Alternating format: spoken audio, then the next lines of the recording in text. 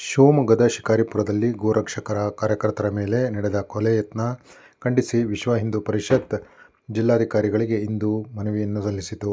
ಶಿವಮೊಗ್ಗದ ಶಿಕಾರಿಪುರದಲ್ಲಿ ಅಕ್ರಮವಾಗಿ ಜಾನುವಾರುಗಳನ್ನು ಕಸಾಯಿಖಾನೆಗೆ ಸಾಗಿಸುತ್ತಿದ್ದ ವಾಹನ ತಡೆದ ಗೋರಕ್ಷಕರ ಮೇಲೆ ಮಾರಕಾಸ್ತ್ರಗಳಿಂದ ಕೊಲೆ ಯತ್ನ ಆತಂಕಕಾರಿ ವಿಷಯವಾಗಿದೆ.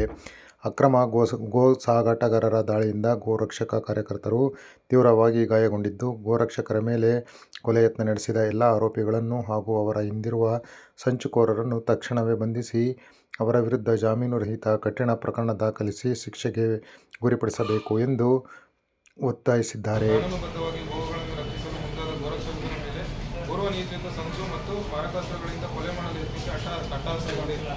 ಈ ನಿಟ್ಟಿನಲ್ಲಿ ವಿಶ್ವ ಹಿಂದೂ ಪರಿಷತ್ ಮತ್ತು ಬಜರಂಗ ದಳವು ಈ ಕೆಳಗಿನ ಪ್ರಮುಖ ಬೇಡಿಕೆಗಳನ್ನು ತಕ್ಷಣವೇ ಈಡೇರಿಸಬೇಕೆಂದು ಆಗ್ರಹಿಸುತ್ತದೆ.